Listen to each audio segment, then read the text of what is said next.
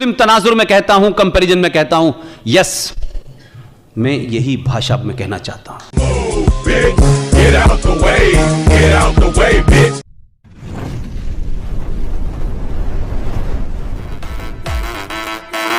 जय श्री राम।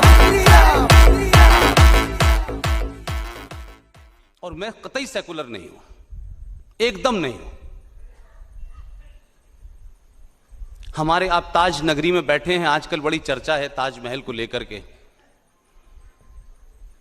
ताजमहल का रेफरेंस बहुत बार आता है, बड़े सारे हिस्टोरियन ने बहुत सारी बातें लिखी हैं, लेकिन यह महज दुर्भाग्य इस देश का कि एक तरफा एक सोच के लोगों ने इस देश के इतिहास को लिखा है और उस इतिहास को इस देश के बच्चे बच्चे के दिमाग में डाल दिया गया है। इसीलिए दिल्ली के अंदर हमको 27 साल में 56 ऐसी सड़कें मिलती हैं जो औरंगजेब से शुरू होती हैं, शाहजहां से निकलती है, सफदरजंग से होती हुई तमाम बाबर रोड मिल जाती हैं, लेकिन हमें दारा शिको रोड नहीं मिलती। अब आप कहेंगे कि मैं दारा शिको के बारे में क्यों बात कर रहा हूं। हिंदुस्तान के लोगों ने, हिंदुस्तान में बहुत बड़ी तादाद में विद्वानों ने दारा शिको को डस्टबिन में डाल दिया और औरंगजेब 7 किलोमीटर लंबी बनी हुई है। ये रोड क्यों बनी हुई है? ये किसको बताने के लिए बनी हुई है? ये औरंगजेब रोड इस हिंदुस्तान में क्यों होगी? ये बाबर रोड क्यों होगी? ये अकबर रोड क्यों होगी इस हिंदुस्तान के अंदर? अगर हम इतिहास में जब ये पढ़ते हैं, बचपन से पढ़ते पढ़ते बड़े हो गए, ये आक्रांता थे, इन्होंने देश को लूटा, इन्होंने कन्वर्जन किया, इन्होंने भारत की संस्कृति के साथ खिलवाड़ किया, तो आज आजाद भारत में इनके नाम से सड़कें क्यों हैं? इस पे क्यों खामोशी है आपकी?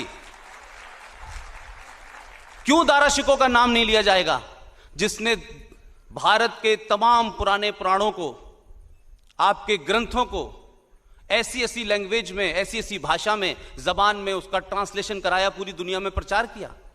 क्योंकि वो मुसलमान होते हुए उसने काफिर का काम कर दिया था, इसलिए उसका नाम नहीं लिया जाएगा। इसलिए जिन्होंने गर्दनें काटी हैं, जिन्होंने कर्जबंद किया है, जिन्होंने बलात्कार किए हैं, जिन्होंने लूट की है, जिन्होंने इस देश के बहुसंख्यक लोगों को बेइज्जत करने के लिए हर शहर के अंदर, हर गली के अंदर मंदिर को तोड़ के मस्जिद बना दिया गया, इसलिए उनका नाम लिया जाएगा।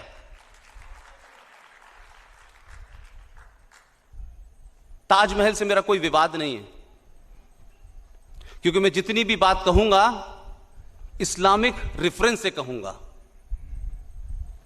ताजमहल पे विवाद हो रहा है, ताजमहल पे पहले से विवाद बहुत सारे होते रहे हैं, लेकिन इन विवादों को समाप्त करने की कोशिश क्यों नहीं होती? अगर ओक साहब ने अपनी किताब में ताजमहल के बारे में लिखा है तो इस देश के बहुत सारे लोगों को वो पसंद नहीं आएगा, क्योंकि ओक साहब ने वो बात लिखी है जो कुछ लोग यकीन नहीं करना चाहते। और रोमिला थापर, आर.एस. शर्मा, इरफान हबीब की हिस्ट्री को पढ़ने के बाद इस देश के बारे में लोग कहते हैं कि हमें इसी पे यकीन करना है। ताजमहल है क्या?